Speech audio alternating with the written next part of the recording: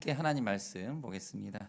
출애굽기 12장입니다. 출애굽기 12장 21절부터 28절까지입니다. 교독하겠습니다. 모세가 이스라엘 모든 장로를 불러서 그들에게 이르되 너희는 나가서 너희의 가족대로 어린 양을 택하여 유월절 양으로 잡고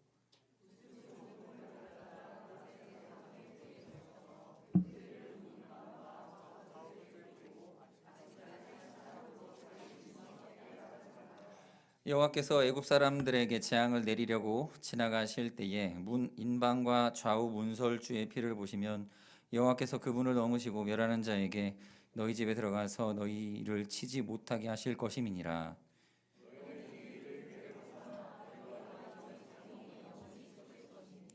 너희는 여호와께서 허락하신 대로 너희에게 주시는 땅에 이를 때에 이 예식을 지킬 것이라.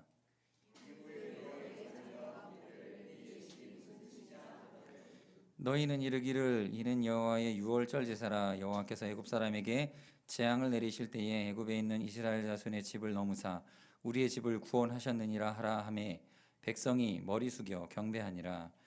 이스라엘 자손이 물러가서 그대로 행하되 여호와께서 모세와 아론에게 명령하신 대로 행하니라. 아멘. 여러분 반갑습니다.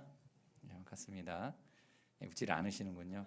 대부분 이렇게 잘생긴 사람을 보면 못 웃는다는 얘기가 있더라고요. 근데 그 개그맨들이 되게 재밌게 생겼잖아요. 그래서 얼굴만 봐도 웃기는 사람들이 있어요. 얼굴만 보면 이렇게 행복해지죠.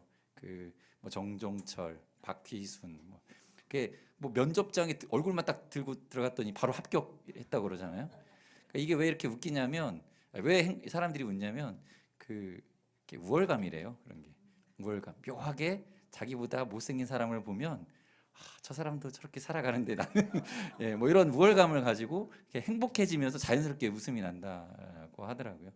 우리 옆 사람과 인사 나누시겠습니다. 덕분에 많이 행복해졌습니다. 이렇게 옆에 분들하고 인사 나누겠습니다. 덕분에 많이 행복해지는 것 같습니다. 예, 답하셔야죠. 저도요. 예. 자, 광고 하나 드리겠습니다. 다음 주 금요기도회 때는 우리 미션 프라이데이를 맞이해서 제주 바람길 교회에 김성배 목사님께서 말씀 전해 주시겠습니다. 제주도에서 오시는데 우리 성도님들 많이 함께 환대해 주시고 참석해 주셔서 은혜 많이 나누셨으면 좋겠습니다. 제 전도사 시절입니다. 얼마 안 됐던 별로 몇 년 안 됐던 시절입니다. 2008년 예, 전도사 시절에 그 고등부를 했었어요. 중고등부를 이렇게 담당을 하고 있었는데 전도사 때 얼마나 또 열정이 있었습니까? 받는 사례가 얼마라고 또 애들 막 간식 사주고 막 그러느라고 또 교통비 뭐 빚이 다 나중에 마이너스예요. 막 그렇게 되는데 뭐 이제 돈이 없으니까 이제 교회에서 뭐 해줄 게 뭐 있어요. 그냥 떡볶이 사주는 것도 비싼 거예요. 그러니까 라면을 사가지고 주방에서 끓이면 이게 남아요. 라면 한 5개짜리 2개 하고 한 10봉지 하고 쿨피스 한 2개 사놓으면은 게임 끝이에요. 이제 아이들 이렇게 끓여주면 그렇게 좋아요. 이제 짜파게티를 제가 잘하거든요. 예. 근데 이제 그렇게 먹이면 이제 애들이 이제 모여가지고 놀고 같이. 그러니까 토요일, 일요일은 애들하고 그냥 같이 모여서 계속 먹고 놀고 막 그랬어요. 그러니까 주일날 오후 예배 끝나고 나서도 또 뭐 애들은 솔직히 말하면 공부하기 싫었던 것 같아요. 고등학생들인데 학생이 공부를 하기 싫었던 건가 뭐 하여튼 그래서 같이 이제 주방에서 라면 끓여 먹고 있는데 이제 목사님 이제 그때 원로 이제 다 드신 이제 그때 담임 목사님이 딱 들어오시더니 막 호통을 치시는 거예요. 지금 애가 고3인데 막 그러니까 그 자녀 중에 장로님 자제분이 한 분 계셨는데 고3이었는데 이제 거기서 저랑 같이 라면 먹고 있었던 거예요. 그러니까 목사님 생각에는 이게 되게 좀 마음이 더 급하셨던 거예요. 그러니까 막 호통을 치시면서 애들 앞에서 막 지금 이 시간까지 뭐 하는 거야? 막 그러시면서 막 무언하게 만드시더라고요. 이제 우리 담임 목사님은 전혀 관계가 없습니다. 오해하지 마시기 바랍니다. 자, 그랬던 시절이 있어요. 그러면서 이 교회가 늘 그랬던 거예요. 고3들은 무조건 이제 공부 아니면 이제 뭐 이렇게 신앙 공부 뭐 본질만 딱 무조건 뼈다고 하나만 남는 거예요. 그냥 중요한 것만 딱 붙잡아야 되는 거예요. 왜 애들 공부한 시간 뺐냐? 그 시간에 공부하고. 그러니까 말을 다 펼쳐서 설명해 주시진 않았지만 함축적 의미는 그거예요. 고등학교 교회 다니는 장로님 딸 고등학생 학생이 공부를 열심히 해서 좋은 대학에 들어가야 하나님께 영광이 될 거 아니냐. 근데 너는 지금 뭐 하는 짓이냐 이거예요. 이제 그런 이제 합격적 멘트를 그 안에 담겨 두셨는데, 저는 제 고등학생 시절에 이랬거든요. 고등학생 시절에는 주일은 쉬는 날이었어요. 무조건 쉬어야 돼. 공부 한자도 안 했습니다. 그래서 저는 자랑이라고 이걸 공부 안 했어요. 저는 일부러 안 했어요. 그때 당시 조금 더 이렇게 약간 그 구약 성경의 그 율법주의가 약간 아직 그 이렇게 이렇게 뭐 이렇게 막 몸으로 아직 이렇게 들어와 있는 상태로 이렇게 은혜가 체득되지 않은 그런 약간의 그 율법주의적인 상태가 있어가지고 주일날에 뭐 사 먹지도 않고 막 그랬어요. 막 걸어다니고 뭐 교통비 쓰는 것도 뭔가 죄처럼 느껴지던 시절이었는데, 그래서 저는 그렇게 지냈었거든요. 그래서 좋은 추억이 있어요. 친구들하고 주일날 같이 예배드리고 끝나면 점심 먹고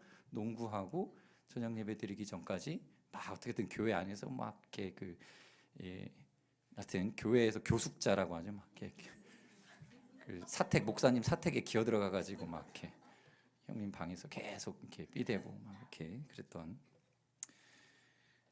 근데 어느 순간부터 모든 그 이제 비본질적이라 것들은 다 걷어내는 그런 작업들이 막 벌어지기 시작하더라고요. 옛날에는 그래도 교회에서 밤새 놀기도 하고 막 그랬는데, 성탄절이면 뭐 이제 이런 것들이 막 사라지고 이제 비본질적인 것들은 늘 공격을 받게 되죠. 뭐 수련회 가서도 이제 체육대회나 게임 뭐 놀고 막 이런 것들 해야 되는데 또 몇몇 신실한 분들이 계세요. 애들이 수련회 때 은혜를 받아야 되는데 이런 지금 말씀을 읽어야지 지금 이게 무슨 게임을 하고 레크레이션을 하고 뭐 이럽니까 하면서 막 그 오전 특강, 오후 특강, 저녁 집회 뭐 이렇게 프로그램 짜자고 하시는 분들도 계시고, 그러니까 공격을 받아요. 본질이 아닌 것들은 늘 공격을 받아요. 근데 우리는 그러잖아요. 학생 시절에 3박 4일을 했잖아요. 수련회를 4박 5일 했던 거예요. 3박 4일 막 비슷하게 이틀은 거의 낮에는 막 무슨 활동 같은 거 막 하고, 그런 추억들을 가지고 우리가 신앙생활을 지금 힘들어도 잘 버텨내고 있는 거 아닙니까? 근데 이 껍데기들을 다 파괴하고 없애버리는 그런 이제 신학이 한동안 주도를 했죠. 근데 계란의 껍질은 비본질입니다. 계란 껍질은 언젠가 없어져야 되는 거예요. 깨지고 다 흐트러져서 사라져야 됩니다. 그러나 계란 껍질이 없으면 계란은 그 계란 안에 있는 생명은 보호를 받지 못하는 거예요. 그래서 이 부화할 때가 21일인가요?를 버텨야 되는데 이거를 못 버티는 거죠. 껍질이 없다면. 여러분, 선물은요 포장지가 있어야 됩니다. 선물은 포장지가 있는 선물이 있고 포장지가 없는 선물이 있는데, 포장지가 하는 역할이 엄청나죠. 그래서 여러분들 뭐 카카오톡에서 선물 딱 주고 받을 때 보면은 이 이과생들이 만든 프로그램인 것 같아요. 감성이 없어요. 아니 카톡이 딱 왔는데 벌써 무슨 선물이 왔는지가 딱 벌써 표시가 돼 버려. 선물인데 그 스타벅스 18,600원짜리가 도착을 했습니다라고 이렇게 떠요. 아니 그렇게 액수까지는 안 뜨지만 대략 가격이 알 수 있는 그 뭔가가 바로 눈에 떠버려. 선물인데 뭔지가 벌써 다 보여버려요. 감성이 없는 거죠.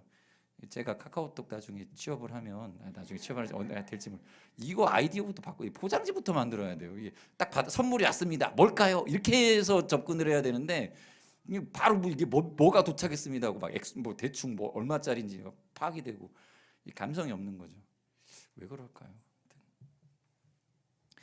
결혼 반지를 줄 때도 반지를 주는 것도 중요하지만, 이번에 어떤 우리 최철수 집사님 따님 결혼식 갔는데 그 반지 케이스를 직접 제작을 하셨더라고요.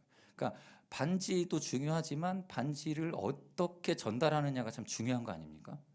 주머니에서 툭툭 이렇게 꺼내갖고 어디다 놨더라 뒷주머니에서 이렇게 나온 반지하고 무릎을 꿇고 이렇게 어떤 이벤트를 좀 한 다음에 이렇게 반쯤 45도 정도 각도로 열려서 보일 듯 말 듯 하다가 반짝하면서 보이는 반지하고 이 느낌이 다르지 않겠습니까? 껍질은 생각보다 중요합니다, 여러분. 성탄절에 산타클로스를 없애버렸죠, 우리가. 제가 보니까 의도는 좋아요. 의도는 참 좋은 것 같아요. 근데 저는 약간 좀 이기적이었다는 생각이 들어요. 우리 세대 때는 산타클로스에 대한 감성이 있었잖아요. 낭만이 있었지 않습니까? 그래서 좋은 추억이고 기억이었잖아요. 그것 때문에 예수님을 우리가 산타클로스보다 못하게 여겼나요? 모르겠어요. 저는 왜 그런 이 어떤 그 풍조가 막 오더라고. 그러더니 교회에서 산타 복장 왜 하냐 막 하면서 성극에서도 산타는 뭐 등장하지도 않고 막 그래 없애버렸어요 그냥. 물론 뭐 코카콜라의 마케팅 수단이었다 하면서 본질을 찾아야 된다라고 얘기는 하지만 그렇다고 어떤 효과가 더 있었는가 과연 이런 것들을 한번 생각해 보게 됩니다. 뭐 그런 식으로 따지면 부활절 계란도 뭐 있죠. 사실 기념하고 우리가 같이 나누자라고 하는 의미가 있는 거 아닙니까?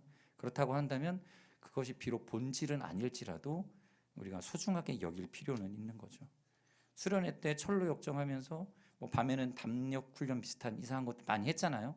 이게 과연 본질이냐라고 했을 때는 퀘스천 마크가 찍힐 수밖에 없는 여러 가지 것들을 했습니다. 그런데 이런 것들 때문에 우리는 행복했어요. 그리고 이게 그 안에 담겨져 있는 의미가 우리에게는 좋은 기억으로 남겨져 있었고 그게 우리의 정체성이 되어지는 거죠.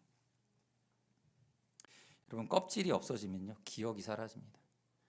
껍질을 너무 벗겨내려고 하면 안 됩니다. 껍질이 본질을 지탱해주는 골조가 됩니다. 여러분 기억이 중요한 겁니다. 그래서 기억시키기 위해서 껍질이 필요한 거예요.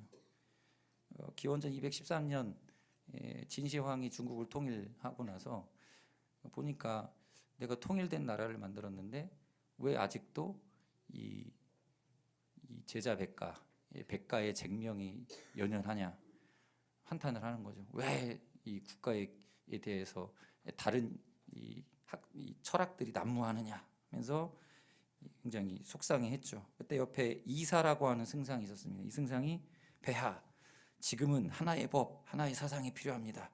이 법과 사상 그때 당시 법가만 딱 남기고 다른 사상은 다 없애야 됩니다. 그래서 명령이 딱 떨어졌죠. 그게 뭐라고 그러죠? 분서갱유라고 하죠. 다 태워버립니다. 전국의 서점, 사당, 또 사가 있는 모든 창고에 있는 책들이 다 끌려져 나왔죠. 그리고 육아의 경전, 지방의 역사, 철학을 담은 글들, 그때는 종이, 대나무에도 이렇게 적혀 있었던 것들 다 장작더미에다 올려놓고 불 붙였어요. 그때 그 장면을 바라보던 한 노인이 눈물을 흘리면서 이렇게 말을 하죠. 책이 사라지면 사람의 생각도 사라진다네.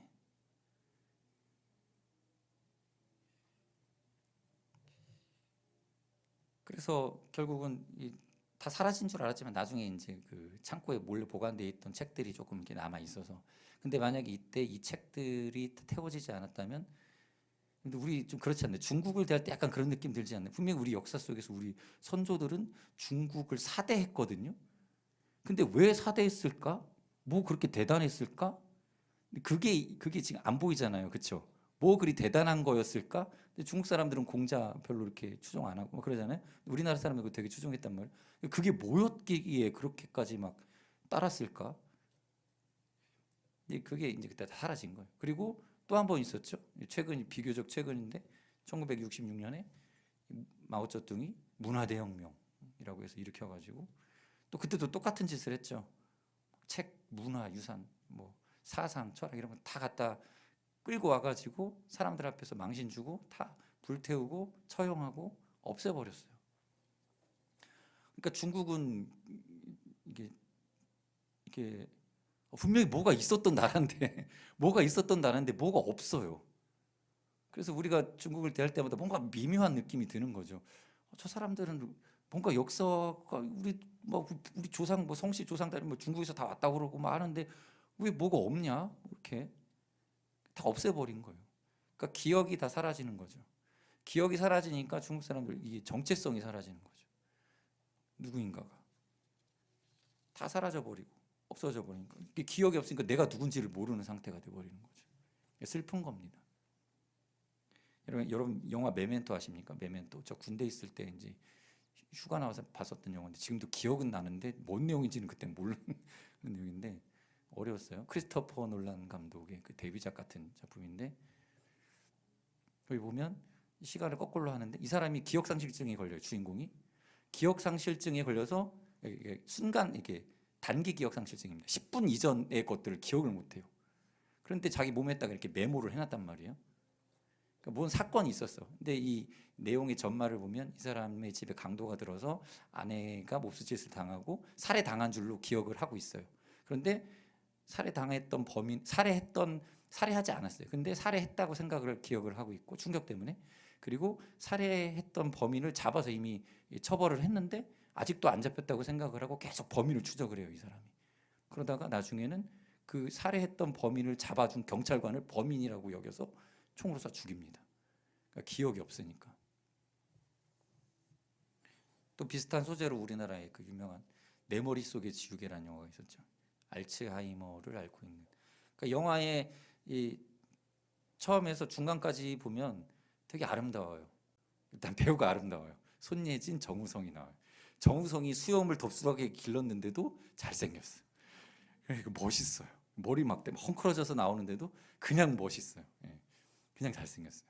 손예진, 너무 예뻐요. 한참 그 젊을 때. 뭐 영화의 장면이 뭐냐면 이제 정우성은 이렇게 그 막리를 하는 그 노가다판에서 그 노가다판 그 소장 이런 걸 하고 있고, 뭐 차도 막 그 갤로퍼 옛날 막 이런 거 막 되게 낡은 차 막 이런 거 끌고 다니고 굉장히 그냥 거칠고 터프한 남자로 등장을 하고, 손예진은 되게 여리여리하고 아름답고 예쁜 여주인공이에요. 근데 이 여자가 이 남자를 뭐 어떻게 해서 만났는데, 뭐 편의점에서 만났는데 한눈에 반해요. 또 우연히 또 만나요. 그러다가 뭐 차를 얻어 타는데 그 차가 유리창이 없죠. 바람이 막 부는데, 그러니까 막 이렇게 정우성이 그 용접할 때 쓰는 그 앞 가리개, 눈 가리개 있잖아요. 그걸로 얼굴 가리고 이렇게 가려주고 막 그럴 하고 막 그래도 여자가 이 남자를 사랑을 해요. 나중에는 그 뭐 이렇게 아주 베스트 장면 중에 하나가 포장마차에서 이런 거 배우면 안 돼. 뭐 이렇게 소주잔에다가 술을 따라주면서 이거 마시면 우리 사귀는 거다. 제가 하니까 이게 실감이 안 나는데 예, 정우성이 딱 그렇게 얘기하니까 너무 멋있죠. 그리고 딱 마시고 뭐 키스 장면이 나오고 막 하는데 너무 아름다워요.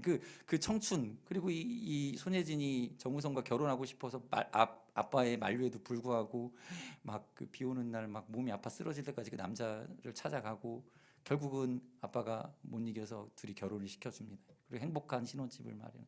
너무 아름답죠? 근데 문제는 뭐냐면 이 여주인공이 알츠하이머가 찾아오는 거예요. 기억이 사라지는 거예요. 그러니까 자기 남편을 못 알아보기 시작하는 거예요. 그리고 점점 그 사랑했던 사람과의 추억이 다 사라져 버린 거죠. 그러니까 내가 누구고 저 사람이 누군지를 모르는 상태가 돼요. 그러니까 그 아름답고 환상적인 그 추억들, 그 장면들이 오히려 너무 슬픈 거죠, 이제. 여러분, 우리는요, 하나님으로부터 떠난 하나님의 백성인데 다 잊어버리고 살아요. 여러분들, 우리가 기억을 못하고 살아가는 거죠. 원래 조상적 우리가 에덴 동산에서 하나님의 백성으로, 택한 하나님의 자녀로, 영광스러운 하나님 닮은 형상으로 존재했던 인간들인데, 죄를 짓고 나서부터 영적 지우개가 우리 머리에 작동을 하게 됩니다. 그 영화에서 정우성이 그런 말을 해요. 기억이 사라지면, 그러니까 너무 슬픔에 젖어가지고 기억이 사라지면 영혼도 사라지네요. 그러니까 기억이 사라지니까 사랑했던 그 추억이 다 사라지니까 이게 사람 자체의 존재가 사라지는 느낌을 받는다라는 거예요. 죄를 지은 이후로 사람은요, 누구나 다 그 기억 상실증을 가지고 살아갑니다. 우리가 하나님의 자녀인 것을 망각해 버립니다. 그래서 그 지금 세상 사람들은 그 망각 속에서 살아가고 있어요. 망각 속에서 살아가고 있어요. 그래서 우리는요, 매주 예배를 드려야 되는 거예요. 구원받은 우리들은요, 하나님의 자녀인 것을 예수 그리스도로 말미암아 그 회복한 자로서 이것을 감격한 매주 예배를 하나님께 드려야 됩니다. 누군가 여러분들에게 질문할 거예요. 왜 우리 예배 드려야 됩니까? 왜 우리 예배를 드려야 되죠? 주일날? 예수님께서 죽음을 이기시고, 그러니까 우리가 그 역사적인 사건이 우리가 죄를 짓고 나서부터 우리는 다 죽음의 존재가 됐잖아요. 죽음 앞에 굴복하는 존재였잖아요. 그런데 예수님 때문에 이 죽음의 문제가 드디어 해결을 본 거예요. 그러니까 성경에 구약 성경 찾아보십시오. 죽음의 문제가 해결되지는 않아요. 다 죽어요. 뭐 죽었다 살아난 사람이 있긴 하지만 또 죽어요. 그러니까 그 죽음의 문제를 해결을 하지 못해요. 그 부분이 분명히 창세기에서 문제로 우리에게 제시되어 있거든요. 우리는 죽을 것이다. 죽게 된다, 인간은. 그 전까지는 안 그랬다는 얘기인데. 그 죽음의 문제가 예수 그리스도로 말미암아 극복이 된 겁니다. 그래서 우리는 주일을 지키는 거예요. 예수님이 부활하셨기 때문에 그날. 예수님이 부활하신 그날. 그러니까 죽음을 이기시고 죽음이 생명으로 말미암아 예수님의 부활하심으로 말미암아 생명으로 우리에게 승리가 시작된 날. 그래서 새 창조라고 하죠. 우리가 다시 창조된 날이기 때문에 주일을 지키는 거예요.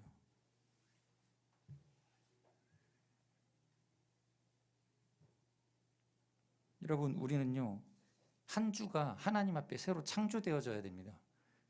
여러분들 눈 뜨고 일어나면 내일이 있을 것 같습니까?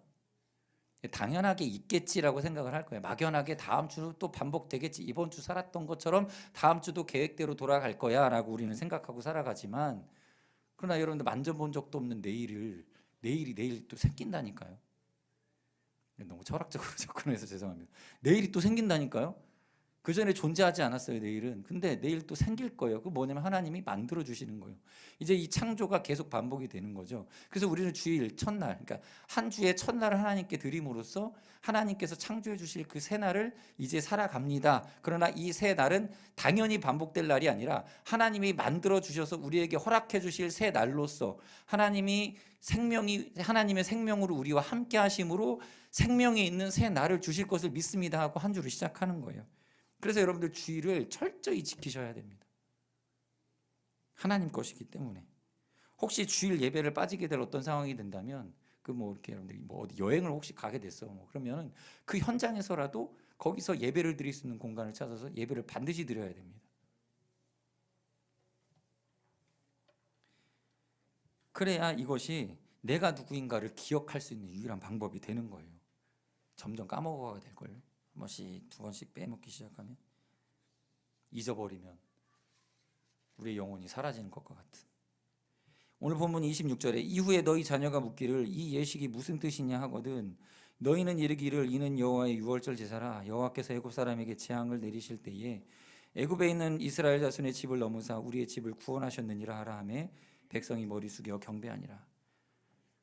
하나님께서 이렇게 가르쳐 주신 거예요. 유월절 같은 유월절 제사, 유월절을 통해서 하나님이 우리를 구원해 주셨다. 하나님이 우리의 하나님이시다라는 것을 기억하게 하라고 매년 유월절을 지켜 행해라라고 명령을 내리신 거예요. 우리가 뭐 지상명령, 예수님의 지상명령이 있기 전에 하나님의 명령, 이 명령이 있는 거죠. 자식들한테 가르치라고. 왜요? 효과가 있습니까? 없습니까? 있다라는 거예요.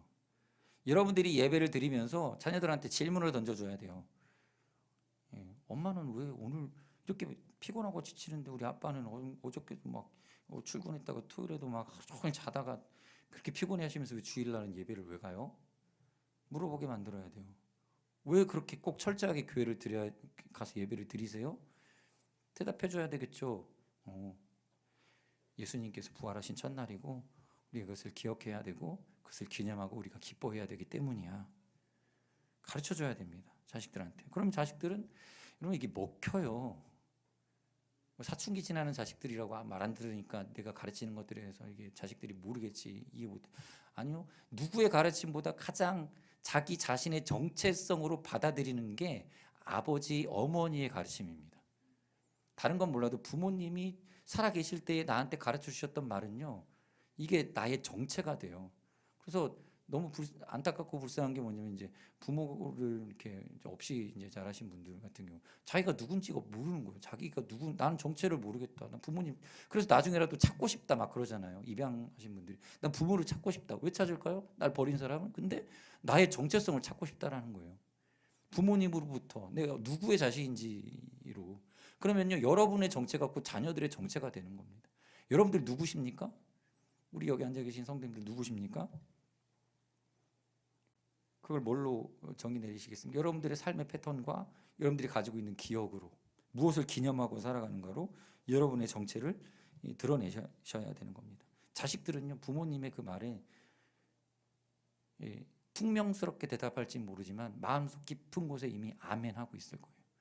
나는 이런 부모님의 자식이야 하면서 나는 이런 부모님의, 이렇게 하나님을 경외하는 장로님의 자식이야, 집사님의 자식이야, 우리 아빠는 순장님이었어, 우리 아빠는 정말 주일 성수하시는 분이셨어, 이렇게 이 자부심 가지고 살아갈 거예요. 어떤 아이가 학교에서 뭐 친구들하고 관계가 좋을 수도 있고 선생님과의 관계가 뭐 좋을 수도 있고 또 나쁠 수도 있고 뭐 우울해질 때도 있을 거예요. 근데 그렇게 지내다가도 문득 생각이 나는 거죠. 아침에 엄마가 기도해 줬던 게 기억이 떠오르는 거예요. 우리 아이 오늘 학교에서 좋은 친구가 되고 또 좋은 친구들과 사이좋게 잘 지내고 건강하고 공부도 잘할 수 있도록 지혜도 주시고 하나님 영광 돌릴 수 있는 하나님의 백성으로 살아가게 해주세요. 아이는요, 그 기도가 기억에 남아 있어요. 그러면 이게 그 아이의 마음 깊은 곳에서부터 엎드려 있다가도 하나님이 나 도와주시는, 나는 하나님의 자녀인데 이렇게 기도해 줬는데 다시 하나님께서 나와 함께 해주실 거야, 용기를 얻어요.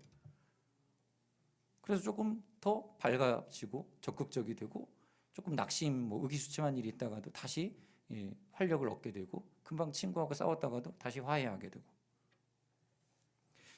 여러분 교육과 양육에 있어서만큼은요, 여러분 본질이냐 비본질이냐를 가지고 접근할 게 아니에요. 그게 세레모니를 해줘야 돼요, 항상. 오늘 여기 보면 이 말씀에 이 예식이 무슨 뜻이냐 하거든요. 영어 성경에 보니까 이 세레모니가 뭡니까? 예요, 세레모니. 그러니까 보여져야 되고 외쳐져야 되고 들려져야 되는 겁니다. 그래서 유월절도 세레모니죠. 보여지는 행동을 하는 거예요. 뭐 굳이 이제는 필요 없겠지만 양을 잡아서 피를 문설주에 바르고 또 그 고기를 먹고 뭐 뼈는 꺾지 않고 다 소화시키고 하는 뭐 이런 행위들을 통해서 왜 이거 해야 돼요? 되게 버겁고 번거롭지만 이 행위들을 하면서 자녀들이 물을 거 아니에요. 이게 왜 이렇게 해야 돼요? 이제 여러분들은 설명을 해줄 수 있겠지만 이제 이건 예수님을 예표하는 어떤 형식이라는, 마음에 예수님 설명해 줄 수도 있는 거겠지만 아무튼 우리가 유월절 지키자는 얘기는 아니에요. 그렇게 가르쳐 줄 수 있는 거예요. 여러분들 골은 기억 안 나도요, 세레모니는 기억이 나요. 그리고 우리나라는요 월드컵 4위 했던 나라예요. 아시죠? 월드컵에서 4위 했어요. 4위. 브라질, 독일, 터키, 그 다음 대한민국이었던 나라입니다. 그 밑에 이탈리아, 스페인, 포르투갈 다 밟았어요, 우리가. 근데 이걸 왜 기억을 하냐면 세레모니가 기억이 나는 거예요. 막 환호하고 막 응원했고, 사실 뭐 골을 어떻게 넣는지 누가 패스를 했고 어떤 역경이 있었는지 기억 안 나요. 그냥 딱 하나 기억나요. 박지성이 골 넣고 히딩크한테 달려가가지고 팍 껴안는 장면, 요건 기억나. 또 뭐죠? 안정환이 헤딩슛 탁 넣고 반지 딱 그 반지 이렇게 반지 기억나죠? 이렇게 하는 거, 그건 기억이 나잖아요, 그렇죠? 사실 이게 본질은 아닌데 축구에서 세레모니가 없으면 이 축구가 아닌 거예요. 그러니까 이것만 기억이 남는 거예요. 그 환희와 열기가 축구를 재밌게 만들어 주잖아요. 그러니까 여러분 세레모니예요. 저는 야구만큼은 우리나라가 미국보다 앞서 있다고 생각합니다. 미국은 그 뭐죠? 홈런을 쳤는데 빠던을 못 해요. 무슨 얘기인지 아세요? 빠던이 뭔지 모르시죠? 빠따 던지기거든요. 이렇게 홈런 딱 치고 나면 빠따를 확 던져요. 우리나라는 되게 멋있게 던져요. 이렇게 막 빠던 영상만 모아놔요. 막 이렇게 막 옛날에 막확 두 바퀴 돌려 탁 이렇게 빵 치고 확 집어 던지거든요. 근데 미국은 그렇게 하면 투수에 대한 예의가 아니다라고 하면서 그 다음에 막 이렇게 뭐라고 하지? 뭐 사구 던진다고 하죠. 막 던져고 막 몸에 맞추고 막 벤치 클리어링이 일어나고 뭐 세레모니를 못하게 만들어놨어요. 그러니까 미국은 그 시장 규모에 비해서 야구가 별로 재미가 없어요. 예, 그런 걸 못하게만 뭐 매너 뭐 어쩌면 아니 별로. 우리나라는 그렇게 뭐 시장 크지도 않은데도 재밌잖아요. 이게 빠더니 확 세레모니 왁 좋아하고. 축구도 사실 세레모니 못하게 하면 재미없을걸요? 상대방의 예의를 지켜야지 세레모니를 왜 하냐 막 그러면. 근데 허용하잖아요. 그 감격의 순간을 막 기억에 남기잖아요. 아직도 이천수가 누가 골 넣고 이천수가 이렇게 막 오노 이거 기억나. 그러니까 축구 몰라도 기억한다니까요. 예, 어떻게 넣는지 기억나요? 그 골? 모르죠. 근데 요건 했잖아요. 그러니까 세레모니가 사람의 기억을 지배합니다. 그러니까 예배가 그거예요, 여러분. 그러니까 매주 드리는 예배는 우리 부활, 우리 이 죽음에서의 생명의 세레모니인 거죠. 그래서 이것을 화려하게 하는 거죠. 이 교육에 있어서만큼은 세레모니를 크게 하셔야 됩니다. 우리 아이들을 위해서 기도하실 때에, 자녀들을 위해서 기도하실 때 애들 잠들었을 때 소리 안 들리게 조용히 하실 게 아니라 애들이 자고 있을 때쯤, 딴 생각 못할 때쯤 엄마 목소리가 들려와야 돼요. 주여, 우리 딸, 우리 아들, 주님, 여기 들려. 아침에 눈 뜰 때쯤 조용히 기도하는 게 아니라 소리 지르면서 막 기도하는 엄마의 목소리가 옆에서 들려야 돼요. 교육은 세레모니로 하는 거예요. 그래서 기억에 남는 거잖아요. 보여져야 돼요. 예수 지금 성경에서도 그래요. 가르쳐 주잖아요. 이렇게 형식과 세레모니를 통해서 왜 이게 이렇게 기억에 남겨야 되는지를 가르쳐 주잖아요. 그러니까 교육할 때는 세레모니가 다예요, 사실은. 투자하십시다. 우리 고등부 아이들 간식 좀 많이 좀 먹입시다. 뭐 재미난 거 많이 하게 해주십시다. 이렇게 하면 초등부는 자연스럽게 해주시고 투자도 많이 해주시고 이제 성경학교 이제 여름 사역 이제 준비를 해야 될 때가 됐습니다. 기도 많이 해주십시오. 막대한 자본이 투자가 돼서 초등부 성경학교는 몰디브에서 여기 앞에 아니면은 여기 제가 추계 여기를 이제 몰디브처럼 꾸며놓을 수 있도록 이렇게 좀 최대한 막대한 자금을 좀 투자해 주시면 감사하겠습니다. 마치겠습니다. 기도하겠습니다.